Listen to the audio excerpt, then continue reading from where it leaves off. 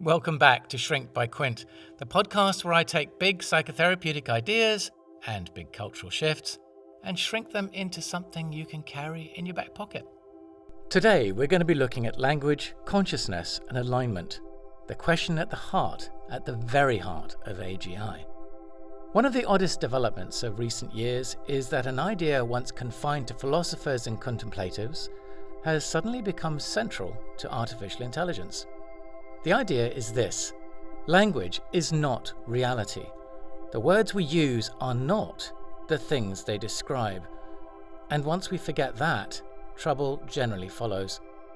Alan Watts saw this clearly, so did Krishnamurti, and later Eckhart Tolle. My own aunt, the Jungian analyst Marian Woodman, spent her life showing how easy it is to confuse an inner symbol with the living person beneath it. Taoism put it more briefly: if you can speak it, it is not the Tao. These were once fringe insights, but now they are surprisingly relevant to AGI research. Because a large part of building artificial intelligence is building systems that manipulate symbols. And the question, which now matters far more than anyone expected, is whether symbol manipulation can ever become consciousness, or whether language, however sophisticated, always remains a kind of shadow play.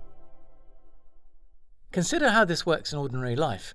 The word self is just a label, yet we cling to it as if it was a fixed, enduring object. The same applies to identities and national stories. So a flag is only a cloth, but people will kill for it anyway. We believe as though the symbol was the reality.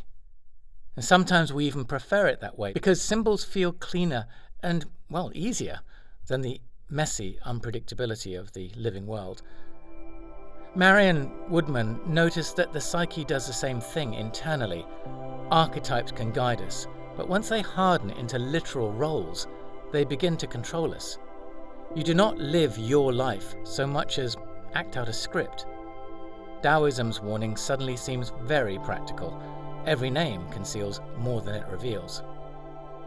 Language encourages this confusion. It breaks the world into categories that are convenient for speaking but not necessarily accurate. Life is far less tidy than nouns and verbs imply.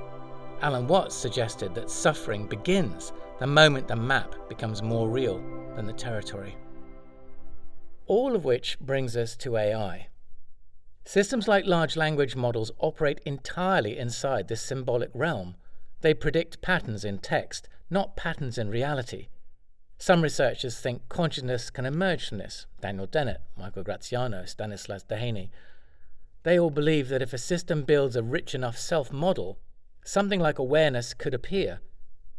Others think this is wishful thinking. John Searle, Dreyfus, Pearl, Emily Bender. They argue that without bodies, sensations, and real-world grounding, machines will remain symbol shufflers.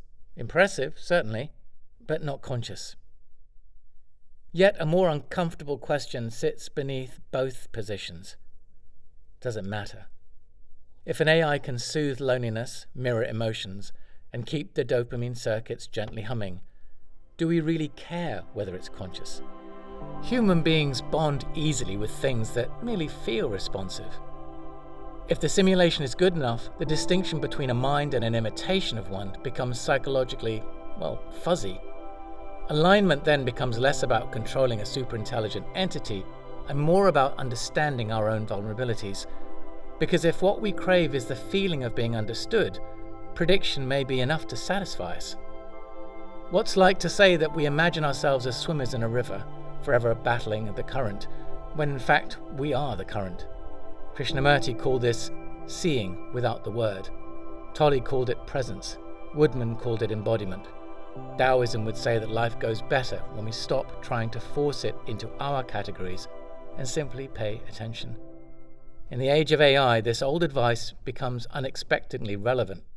The ability to tell the difference between the symbol and the real is no longer a philosophical luxury.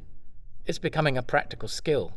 It shapes how we relate to technology, how we interpret its behavior, and how we preserve the distinctly human parts of our experience. Because if we lose sight of that difference, we risk outsourcing not just our thinking, but our sense of being alive. Thanks for listening to Shrink by Quint. If today's episode resonated, share it with someone who might need it. And remember, rebuilding yourself is the most important part of recovery. See you next time.